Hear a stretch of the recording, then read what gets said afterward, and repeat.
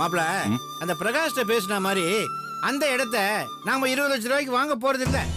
Party ஏதோ கஷ்டத்தை தான் விற்கிறான்னு அவன் ஒரு வார்த்தையை விட்டான், கவனிச்சிங்களா? ஆமா மாமா. அதை வச்சுதான் விலையை குறைக்க போறேன். இந்த மாதிரி நேரத்துல பார்ட்டி பணத்தை மொத்தமா பார்த்தா யோசிக்காம அவசரத்துக்கு ஒத்துக்குவான். அவன் கஷ்டத்தை நமக்கு லாபமா மாத்திக்கணும், அதுதான் புத்திசாலித்தனம். 5 லட்சம் ரூபாய் குறைச்சு 15 லட்சம் ரூபாய்க்கு தான் முடிக்க போறேன். இல்லைங்க மாமா, நேத்து நம்ம 20 லட்சம் ரூபாய்க்கு ஓகேன்னு சொன்னதுனால பார்ட்டி அந்த விலைக்கு தான் டாக்குமெண்ட்ஸ் எல்லாம் ரெடி பண்ணிருப்பாங்க இல்லையா? சொன்னா என்ன, மாத்தி அடிச்சுட்டா போச்சு. அவங்க அந்த விலைக்கு ஒத்துக்கலனா பணத்தை காட்டி பேரம் பேசி பார்ப்போம். ஒத்து வரலன்னா அதே விலைக்கு முடிச்சிருவோம். நீங்க முதல்ல பார்ட்டிகிட்ட ஏதாவது பேச ஆரம்பிங்க, அப்புறமா நான் பாத்துக்கிறேன். வாங்க உள்ள போலாம். சார், நான் ரெஜிஸ்ட்ரேஷன் ஆபீஸ்ல இருக்கேன். நாளைக்கு வந்து அந்த இடத்த காட்டுறேன். Okay sir. வாங்க சார். சார், பார்ட்டி வந்துட்டாரு. Hello sir. ரெஜிஸ்ட்ரேஷன் எல்லா ஏற்பாடும் ரெடியா இருக்கு. உங்களுக்காக தான் வெயிட்டிங். வாங்க சார். வாங்க வாங்க. வணக்கம் சார். வணக்கம் சார். சார், நீங்க பணத்தை எடுத்து கொடுங்க. மாப்பிள, இந்தாங்க மாமா. மாமா, இதுல 15 லட்சம் ரூபாய் பணம் இருக்கு.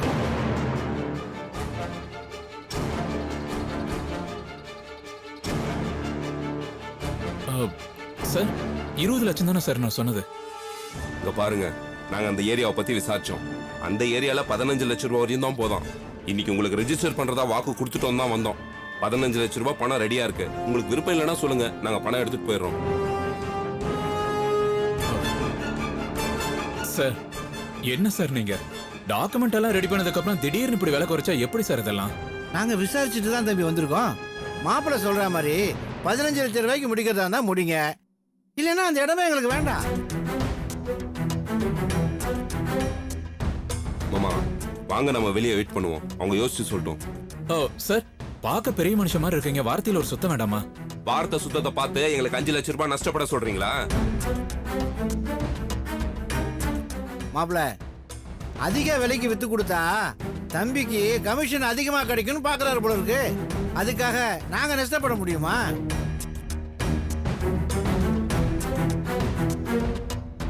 பிரகாஷ் சார், என்னப்பா ஆளுகளை கொண்டு வந்திருக்க நீ? நீ சொன்னா சரியா இருக்கும்னு சொல்லித்தான் இந்த டீலுக்கே நான் ஒத்துக்கிட்டேன். இப்படி தப்பான ஆளுகளை கொண்டு வந்துட்டிய. சார், பிரகாஷ் கூட்டு வர பார்ட்டி எல்லாம் கரெக்டான ஆளா தான் இருப்பாங்க. பிரகாஷ் இந்த ஆபீஸ்ல எத்தனையோ ரெஜிஸ்ட்ரேஷன் பண்ணி கொடுத்துருக்காப்ல. சார், இவங்க தான் சார் பிரச்சனை பண்றாங்க.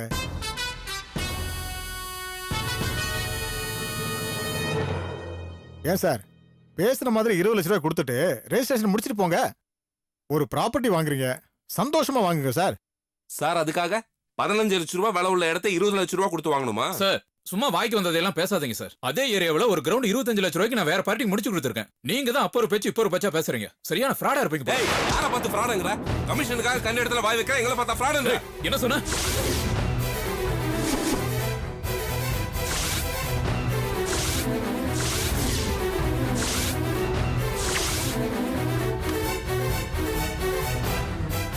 ஏதோ வயசுல பெரியவனாச்சேன்னு உன்னை சும்மா விடுறேன். நேத்து 20 லட்சம் ரூபாய்க்கு ஒத்துக்கிட்டு இன்னைக்கு 5 லட்சம் ரூபாய் குறைக்கிறவங்கள ஃப்ராட்னு சொல்லாம வேற என்ன சொல்லுவாங்க? டேய் மரியாதையா பேசு, இல்லனா என்ன பண்ணுவேன்னு தெரியாது. டேய் உனக்கு என்ன மரியாதை வேண்டி கிடக்கு? இதுக்கு மேல இன்னொரு வார்த்தை பேசுன எங்கேயும் அசிங்கப்படுத்திடுவோம். பைய வழியில. டேய் நீ என்ன சொல்றது? டேய் இல்ல பிரகாஷ் மரியாதை. பிரகாஷ் போது நிறுத்துப்பா. இது கவர்மெண்ட் ஆபீஸ், இத புரோக்கர் ஆபீஸா மாத்திராதீங்க. வெளியில போய் பேசுங்க, எனக்கு ஏகப்பட்ட வேலை இருக்கு. சார் பிரகாஷ் சார் என்ன புதுசாவா நம்ம ஆபீஸ்க்கு வராரு? வந்த பார்ட்டிங்க சரியில்லை சார். போட்டிருக்கிற ட்ரெஸ்ஸை பார்த்துட்டு நல்ல பார்ட்டியா இருக்கும்னு நினைச்சிட்டேன். சரியான சாவுகராக்கியா இருக்காங்க. டேய் யார பார்த்து சாவுக்கிறாங்கன்றா உன்ன? மாப்ள வேண்டாம் விடுங்க. வாங்குற கமிஷன்ல எல்லாருக்கும் பங்கு கொடுப்பான் போல இருக்கு. சரியான ரவுடி பசங்களா இருக்காங்க. நமக்கு இந்த லேண்டே வேண்டாம், வாங்க போலாம். வேற வாங்கிக்கலாம், பெரிய லேண்ட் வச்சிருக்காங்களா.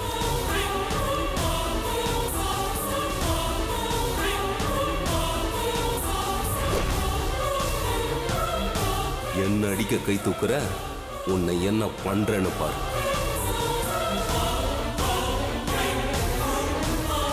என்னைக்காவது மாட்டாமலா போயிருவேன்.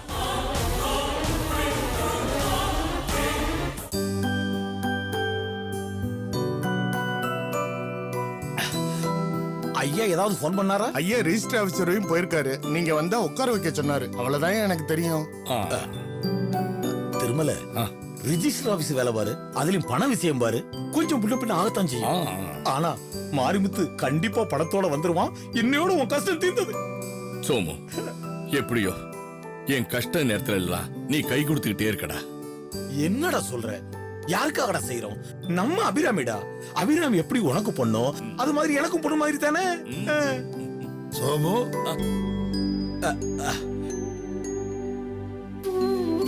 வணக்கம் மாரிமுத்து. வாப்பா. உனக்காக தான் காத்துக்கிட்டு இருந்தோம். அப்படியா? வந்து ரொம்ப நேரம் ஆச்சா? இப்பதான் உட்காரு. உட்கார திருமல. மாரிமுத்து, ரெஜிஸ்ட்ரேஷன் நல்லபடியா நடந்தது இல்ல?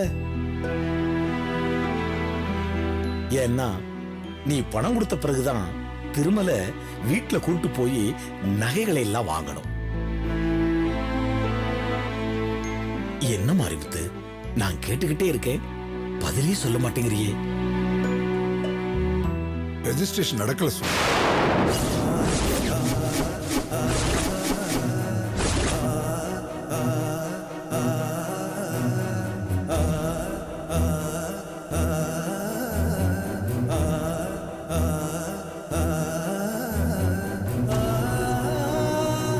என்ன சொல்ற மாரிமுத்து? நீ இப்ப அங்கிருந்து தானே வர? இன்னைக்கு ரெஜிஸ்ட்ரேஷன் வச்சுக்கலாம்னு சொன்னதை நம்பித்தாப்பா நானும் அங்க போனேன். ஆனா அவங்க சுத்த ஃப்ராடு பார்ட்டியா இருக்காங்க. நான் ஏதோ கஷ்டத்துல இடத்த விக்கிறேங்கிறது உங்களுக்கு தெரிஞ்சு போச்சு போல இருக்கு. 20 லட்சம் ரூபாய்க்கு பேசின நிலத்தை 15 லட்சம் ரூபாய்க்கு முடிக்க சொல்லி கம்பல் பண்றாங்க. இங்க வந்து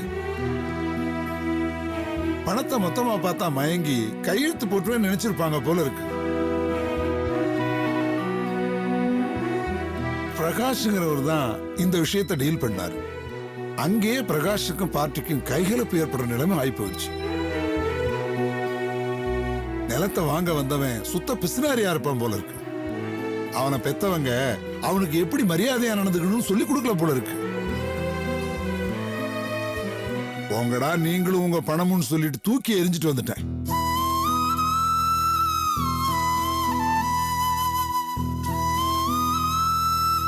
உனக்கு இன்னைக்கு ரெஜிஸ்ட்ரேஷன் நடக்காதது எங்களுக்கும் வருத்தம் தான். ஆனா நீ பணம் கொடுப்பேன்னு சொன்னதை நம்பித்தான் நாங்க இங்க வந்திருக்கோம். நான் என்ன பண்றது சோமு? கல்யாண விஷயத்துக்கு பணம் கேட்கறேன்னு சொல்லித்தான் உங்களுக்கு நான் பணம் தர சம்மதிச்சேன். ஆனா கடைசி நேரத்துல வந்த பார்ட்டி சொதப்பிட்டாங்க. நான் சொல்றேன்னு தப்பா நினைச்சுக்காதீங்க. நீங்க வேற எங்கேயாவது பணத்துக்கு முயற்சி பண்ணி பாருங்க. சார் அப்படி சொல்லக்கூடாது சார். உயிர் போற நேரத்துல கடைசி தண்ணி ஊத்துற மாதிரி உங்களை தான் நான் நம்பி வந்திருக்கேன் சார். ப்ளீஸ் சார், எப்படியாவது நீங்க அந்த பணத்தை ஏற்பாடு பண்ணி கொடுங்க சார். சார் உங்க பிரச்சனை எனக்கு புரியுது. இந்த டீல் முடிஞ்சிருந்தா சொன்ன மாதிரி உங்களுக்கு பணத்தை கொடுத்திருப்பேன். ஏதோ ஒரு 1000-2000 இருந்தா பாக்கெட்ல இருந்து உங்களுக்கு பணத்தை எடுத்து கொடுத்துடலாம். ஆனா நீங்க கேட்கறது 3 லட்சம் ஆச்சே சார். அவ்வளவு பணம் சத்தியமா என்கிட்ட இல்ல சார். நீங்க என்ன நம்பி நேரத்தை வீணாக்கிறத விட உடனே வேற எங்கேயாவது போய் ட்ரை பண்ணுங்க சார். ஏங்க, இது கல்யாண விஷயம், ஒரு பொண்ணோட வாழ்க்கை சம்பந்தப்பட்டது. கடைசி நேரத்துல அந்த கல்யாணம் என்னால நினைச்சுன்னு பேர் வந்துடக்கூடாது பாருங்க. அதுக்கு தான் சொல்றேன், தயவு செஞ்சு வேற எங்கேயாவது ட்ரை பண்ணி பாருங்க. சார் நீங்க ஏன் சார் அப்படி நினைக்கிறீங்க? எல்லாம் என் விதி, என் விதி. நீங்க எனக்கு உதவணும்னு நினைச்சா கூட அத வாங்கிக்கிற பிராப்தம் எனக்கு இல்லாம போயிடுச்சு.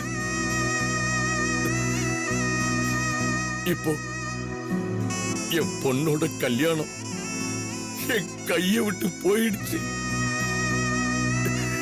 நான் நினைச்சது நடக்கல, கடவுள் நினைக்கிறதாவது நடக்கட்டும், அதாவது நடக்கட்டும். நாங்க வரோம் சார். எனக்காக பணத்துக்காக ரொம்ப ட்ரை பண்ணீங்க. உங்க நல்ல மனச நான் எப்பவும் மறக்க மாட்டேன். வரேன் சார். வர்றேன் மாரிமுத்து.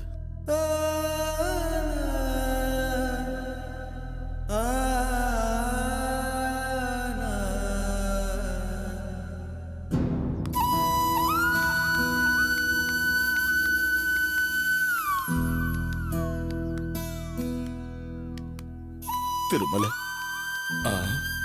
என்னடா சம்பந்தி அம்மா அன்னைக்கே நகை வாங்கலையான்னு கேட்டாங்க.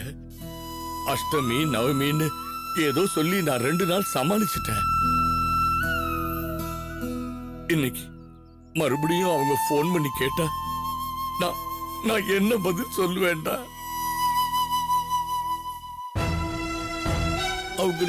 அவங்களுக்கு என் மேல சந்தேகம் வராதா? இதுக்கு மேல அவங்க கிட்ட நான் எப்படிடா தவறு சொல்ல முடியும்? கடவுள் இப்படி எல்லா கதவையும் அடைச்சிருவாருன்னு நான் நினைக்கவே இல்லை சோமு. ஒவ்வொரு நாளும் போக போக என்னோட பொண்ணு கல்யாணம் நடக்குமான்னு எனக்கு பயமா இருக்குடா சோமு. திருமல, ஏன்டா இப்படி எல்லாம் பேசுற? கவலைப்படாதடா, நீ மனசு அளவுல கூட யாருக்கும் கெடுதல் நினைக்காதவன்டா. கடவுள் நிச்சயமா நம்மளை கைவிட மாட்டான்டா. இங்க பாரு, எனக்கு நம்பிக்கை இருக்கு. கடைசி நேரத்திலேயாவது நமக்கு உதவி செய்யறதுக்காவது கடவுள் கண்டிப்பா ஒருத்தர் அனுப்புவாரா. எனக்கு அந்த நம்பிக்கை இருக்குடா.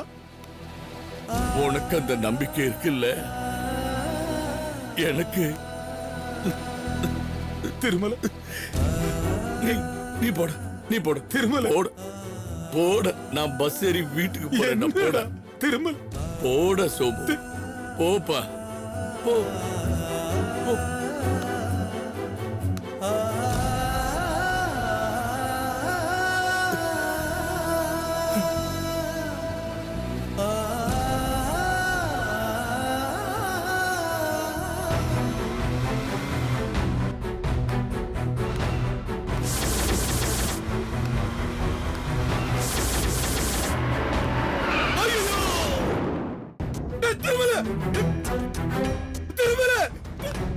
பாத்து வர மாட்டா, கண்ணு எங்கேயா வச்சிருக்க? மன்னிச்சுக்கப்பா. என்ன வண்டி ஓட்ட? நீ கிராஸ் ரோட்ல பார்த்து வர தெரியாது? யாரையா திட்டுற? அவர் தப்பு பண்ணதுக்கு என்ன பிடிச்சி திட்டுற? சோமு, தப்பு என்னதுடா? பேசாம இரு. மன்னிச்சுக்கப்பா. நீ போலாம்ப்பா. திருமல,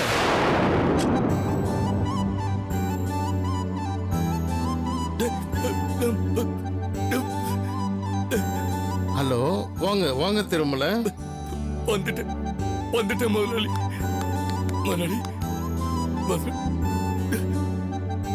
எத்தனை நாளாச்சு உங்களை பார்த்து? நீங்க ஃபாரின் போயிருக்கிறதா சொன்னாங்களே, எப்போ வந்தீங்க முதலாளி? போன வாரமே வந்துட்டேன் திருமல. அம்மா, நீங்க எப்படி இருக்கீங்க? ஆமா, உங்க பசங்க 2 பேரும் வீட்டை விட்டு போயிட்டாங்கன்னு கேள்விப்பட்டேன். ஆமா முதலாளி, என் வாழ்க்கையில நடக்க கூடாததெல்லாம் நடந்துருச்சு. சரி, அதை விடுங்க. உங்க பொண்ணு அபிராமியோட கல்யாணம்னு கேள்விப்பட்டேனே, கல்யாண வேலையெல்லாம் நல்லபடியா நடந்துட்டு இருக்குல்ல? திருமலை, என் பொண்ணுக்கு இப்ப கல்யாணம் நடக்குமான்னு பயமா இருக்கு முதலாளி. என்னாச்சு திருமலை? கல்யாணத்துல ஏதாவது பிரச்சனையா? ஆமா ஆமா முதலாளி, நீங்க கொடுத்த செட்டில்மெண்ட் பணத்தை வச்சு என் பொண்ணோட கல்யாணத்தை நடத்தணும்னு நினைச்சேன். ஆ, இப்போ அதுக்கும் ஒரு சிக்கல் வந்துடுச்சு முதலாளி. ஏன் என்னாச்சு? பொண்ணுக்கு நகை வாங்கலான்னு ஆட்டோல போய்கிட்டு இருந்தேன். அழாம சொல்லுங்க. அந்த ஆட்டோலயே அந்த 3 லட்சம் ரூபாய் பணத்தை நான் தொலைச்சிட்டேன் முதலாளி. Oh my God, what a pity. ஆட்டோல பணத்தை தொலைச்சது மட்டும் இல்ல, என் பொண்ணோட வாழ்க்கையும் தொலைச்சிட்டேன் முதலாளி. ஆட்டோவும் கிடைக்கல, என் பணமும் கிடைக்கல. இப்போ என் பொண்ணோட வாழ்க்கையும். அழாதீங்க, கண்ட்ரோல் யூஸ். இப்போ என்ன வேணும்? 3 லட்சம் ரூபா தானே? அதான் இப்ப நான் வந்துட்டேனே, காலையில வீட்டுல வந்து வாங்கிக்கோங்க.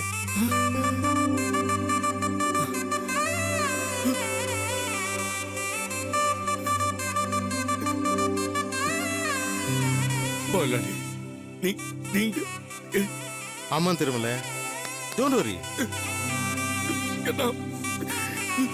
நீங்க நீங்க நீங்க என் தெய்வம் முதலாளி. கடவுளா பார்த்து உங்களை அனுப்பி வச்சிருக்காரு திருமலை. நான் வேற என்ன சொல்ல முடியும்? திருமலை, நான் உங்களுக்கு நிறைய செய்ய கடமைப்பட்டிருக்கேன். ஆக்சுவலி என் பையன் ஃபாரின் போயிருக்கான். அவன் உங்க மெடிக்கல் பில்ஸ் கூட அப்ரூவ் பண்ணலன்னு கேள்விப்பட்டேன். அதுக்காக நான் ரொம்ப வருத்தப்பட்டேன் தெரியுமா? பரவாயில்ல முதலாளி, பரவாயில்ல முதலாளி. உங்களுக்கு என்னை பத்தியும் தெரியும், என்னோட விசுவாசத்தை பத்தியும் தெரியும். பாவம், புதுசா வந்தவரு. எனக்கு உங்க புள்ள மேல எந்த விதமான வருத்தமும் கிடையாது முதலாளி. பாத்தீங்களா திருமலை, இந்த பெருந்தன்மை தான் உங்ககிட்ட எனக்கு ரொம்ப பிடிச்ச விஷயம். அதனாலதான் கடைசி வரைக்கும் உங்களை என்கிட்டயே வச்சுக்கணும்னு நினைச்சேன். அது முடியாம போயிச்சிருக்கேன். இட்ஸ் ஓகே, நாளை காலையில வீட்டுல வந்து பணத்தை வாங்கிக்கோங்க. முதலாளி, கண்ணை கட்டி காட்டுல விழுந்தவன் அலைஞ்ச மாதிரி அலைஞ்சுக்கிட்டு இருந்தேன். கடவுளா பார்த்து கார்ல ஏத்தி உங்களை அனுப்பிச்சிருக்காரு முதலாளி. பெரிய வார்த்தையெல்லாம் சொல்லாதீங்க திருமலை. Take care. தேங்க்ஸ் முதலாளி. காலையில வா. தேங்க்ஸ். வணக்கம் ஐயா.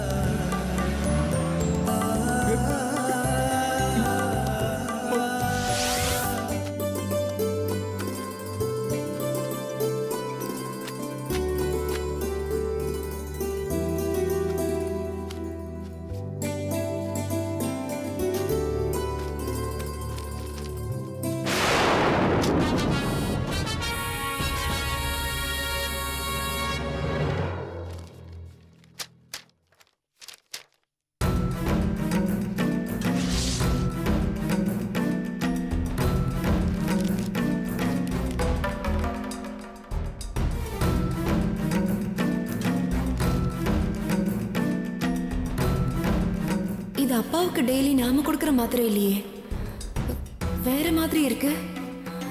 இது என்னவா இருக்கும்?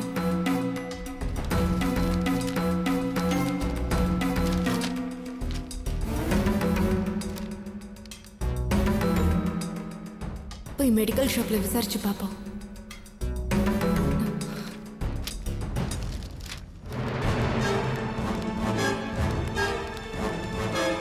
வாங்கம்மா.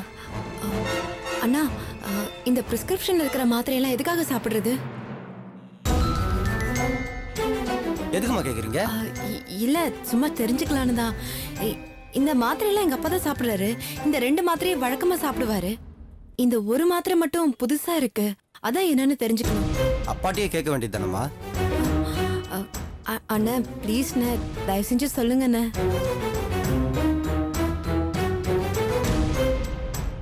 இது ஹார்ட் அட்டாக் வந்தவங்க சாப்பிட்ற மாத்திரம்மா.